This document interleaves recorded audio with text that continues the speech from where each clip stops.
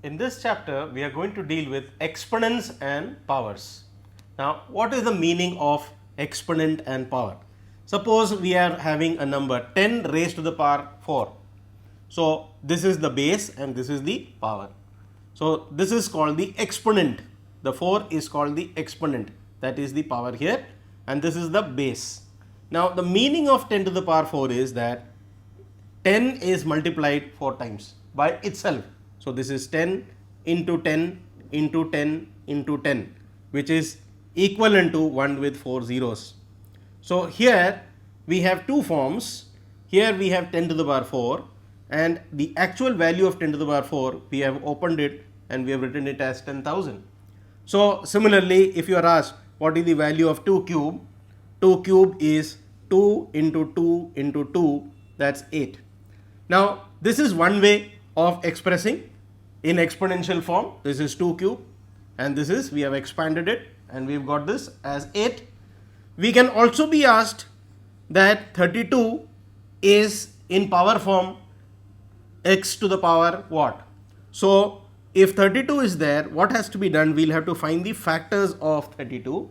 So, this is going to be prime factorization method, 2 16 times, then 2 8 times, then 2 4 times, and then finally 2 2 times and once. So, we have 1 2 3 4 5. So, I can say that 32 is actually 2 into 2 into 2 into 2 into 2. So, we have 5 2's here. So, I can write this as 2 to the power 5. So, here any number, provided they are perfect factors like this, can be expressed as powers. So, we have a base and we have a power. Now, there are some rules or which are called the laws of exponents. Now, what are these laws of exponents? Let us understand briefly. Now, the first law says that x to the power a into x to the power b is equal to x to the power a plus b. That means, if you have two numbers, let us say 7 to the power 2 into 7 to the power 3, here we find that the base is same, the powers can be added, and this is a multiplication in between. So, this is going to be 7 and 2 plus 3, so we get 7 to the power 5. So, the first rule says that when you are multiplying, then if the bases are same, the powers are added. Second rule says that x to the power a upon x to the power b is x to the power a minus b. That means, let us say we have 7 to the power 4 upon 7 to the power 3, the bases are same and this division. So, this will be 4 minus 3, the bases are subtracted and therefore, we get 7 to the power 1, which is equal to 7. So, in case of multiplication, if the bases are same, we will add the powers, and in case of division, if the bases are same, we will subtract the powers. So, having understood the first and second, there are some other rules which we have to follow for solving exponents. That is, any number to the power of 0 is 1. So, any number is given, let us say 5 to the power 0 or 6 to the power 0 or 7 to the power 0, whatever number, when the power is 0, the result will always be equal to 1. Then next we have to understand that if there are two numbers in the form of, let us say, x to the power a into y to the power a, here we find that the powers are same but the bases are different.